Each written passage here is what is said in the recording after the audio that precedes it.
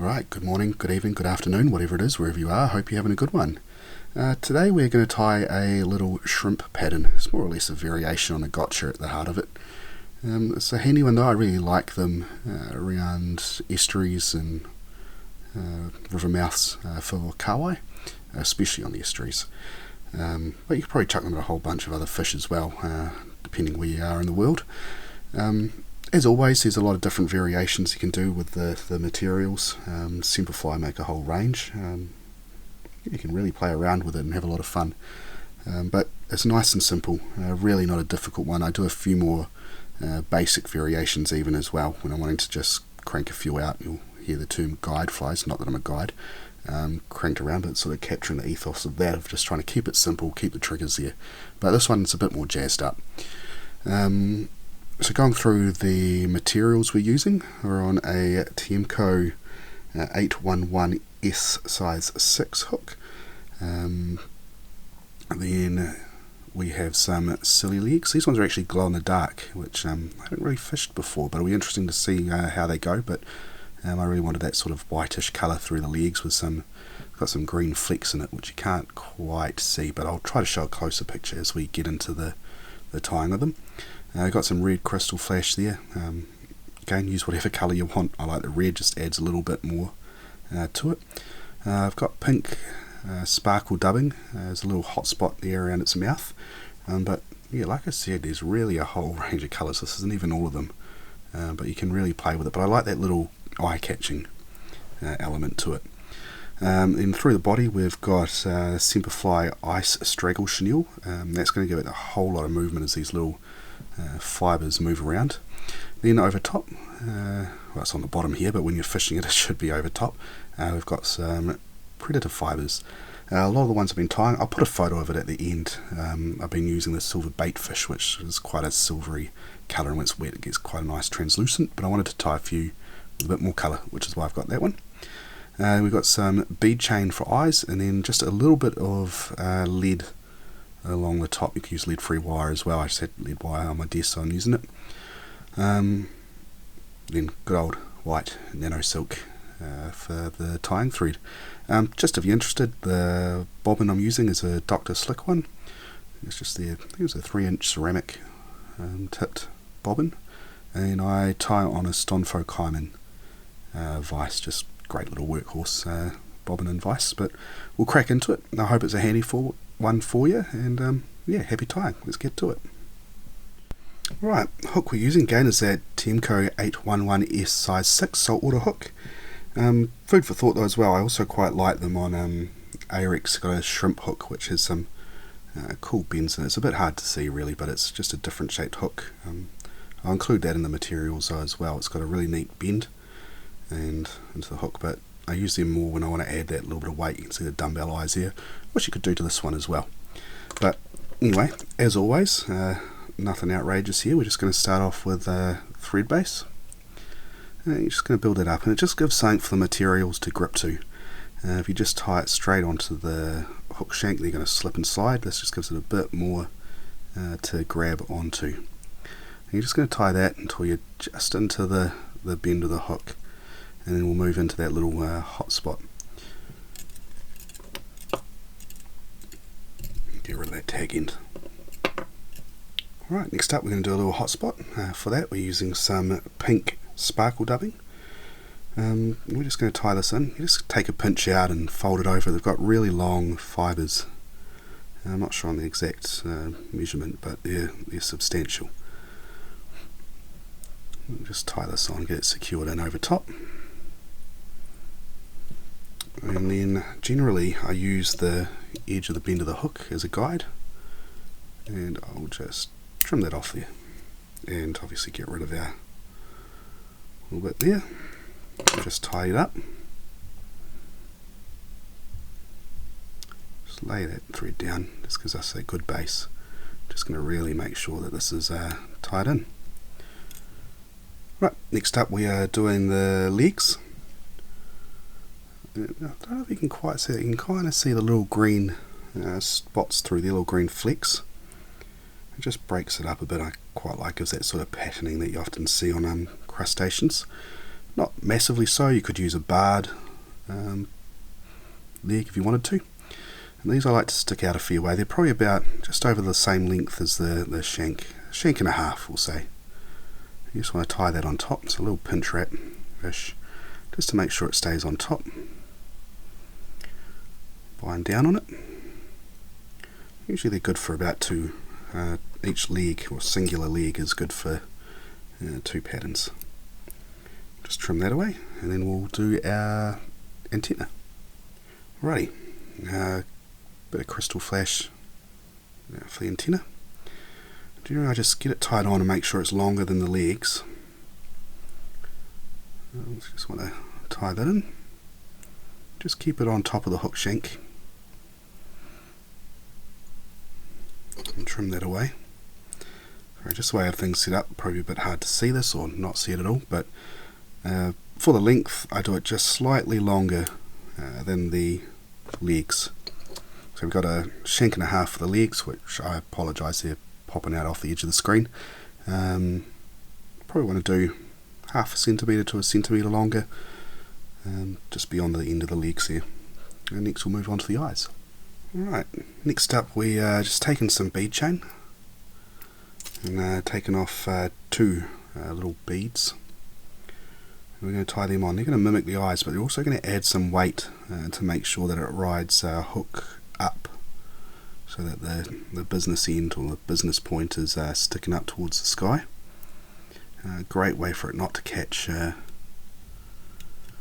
any weeds or snags on the bottom. You just want to tie it in the middle there, or through the middle or between the 2 beads. And just keep tying it in and tying it in. There's a few different things you can do. You kind of couple one way, so you're forming almost an X over top of it. And I like to wrap around underneath, which will really help to secure those bindings you've already done. Just really get it secured in there, and that's the joy of the old Nano silk, is that you can really bind down on it hard. Just watch the point of the hook, because if you do scrape against it you can bust the thread, but for the most part you can just really yank down on them and really secure it in there. If you really want, you could put some super glue on there as well. Right, just to help it turn over properly, I mean, you can do this in other ways.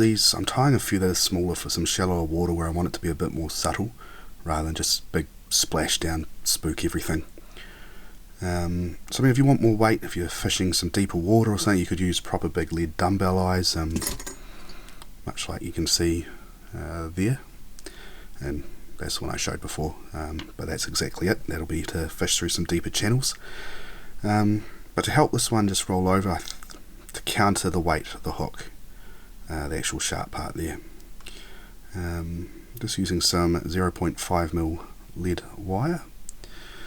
And what I like to do is I'm just going to tie this down on top. Just put one there to secure it. I just want it so that it's secured in just over top of the hook shank, which is going to help roll it over. It'll just be a little bit more subtle than if you're using big old dumbbell eyes. And I've just got some old scissors here. Give it a little bit extra, get rid of that,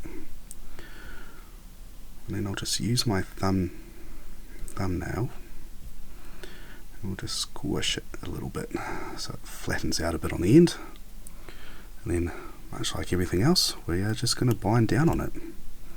Make sure we get it nice and secured. It's just going to help it roll over a bit more. And we're going to tie in the ice straggle chenille.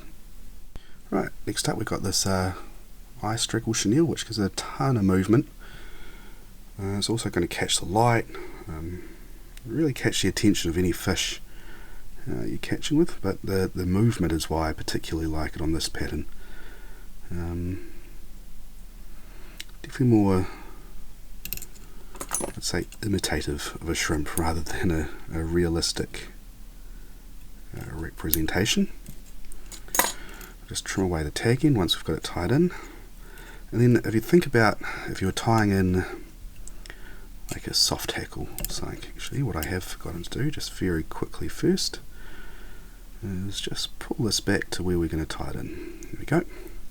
Now what I was saying is, like a soft tackle, if you just keep, as you're going forward, just try to preen those fibres back, and I like to do a little figure 8 over the eyes. And we'll just keep going. And those eyes are always a messy thing to sort of tie around. You might end up with a few gaps, but as long as it's got most coverage, yeah, you're all good.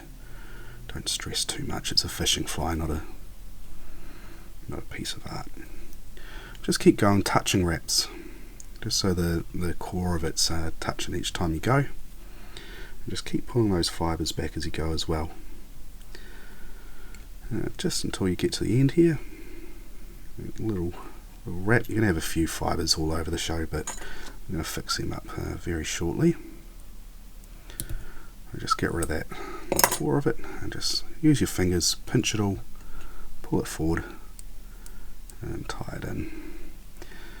And we'll move on to the predator fibres next, but we're just going to keep it all going, and when it moves through the water, you can picture it there, it's just going to pulse and move. Be really cool. Right, the predator fibres, when you cut them away from the main bunch of it, you'll notice it's got quite a flat sort of edge to it. You could tie it in like that, but if you want a more natural look, you want that tapered kind of body, all you need to do is I start grabbing it just a little bit at a time and just tease it out a bit by bit. Just pull it away. You don't want to yank it too hard, but eventually you just keep working on it. Just little bits at a time. You'll get a real nice sort of more of a tapered look. There's a little bit in there that's not quite ideal, but there we go, it's a bit better. You can see it's got that real sort of tapered look to it. It just builds up on the body a bit, and you want it to be around about the same length as the pink dubbing you've got there, that little hot spot. At least that's where I like it to be. And if we just get on the bottom there, I'd normally do a little pinch wrap to keep it underneath. But I've been having some issues with it losing focus, but we'll give this way a go, because I really want to talk about when you bind it on there.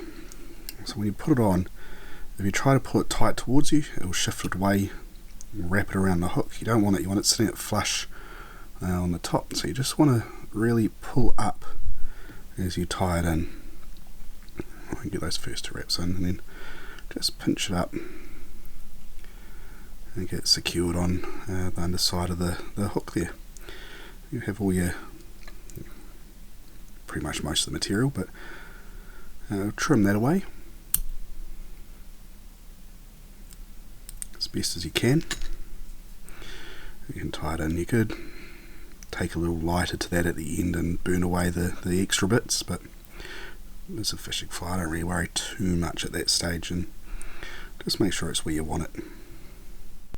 Alright, whip finish.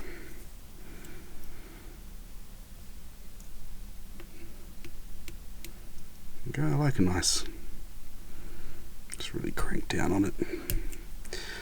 You can do some glue on there as well. Pretty sure you can work that part out.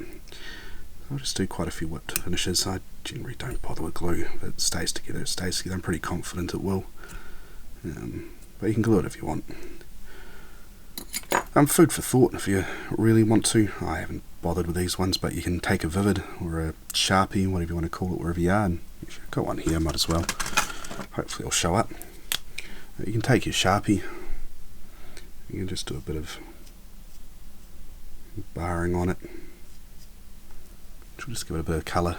You can kind of see on the bottom there. Just run across it. The predator fibres hold it really well.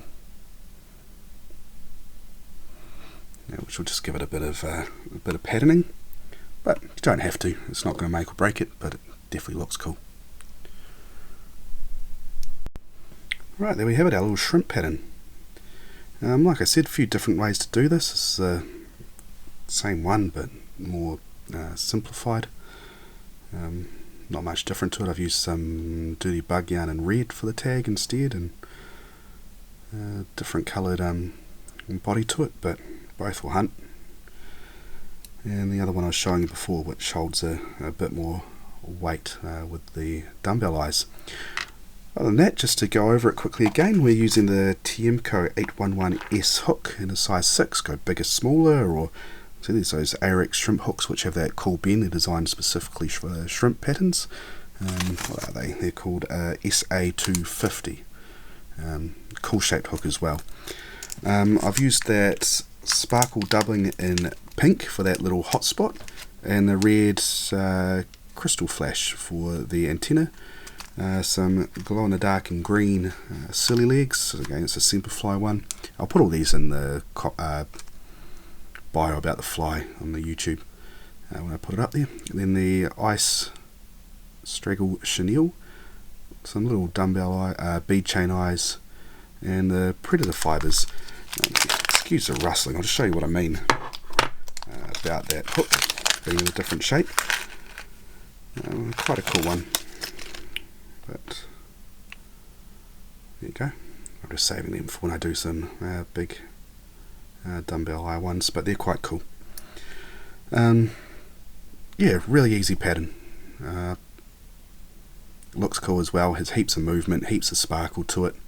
You can sub some of this stuff out and make it a bit more subtle if you wanted to, but I like them. They catch fish here, but to be fair, Kawai would take a hook with a bit of flash on it sometimes and nothing else. But it's fun to do. I hope you enjoyed it. I hope it's a fun one for you to tie. Happy tying. See you next time. Cheers.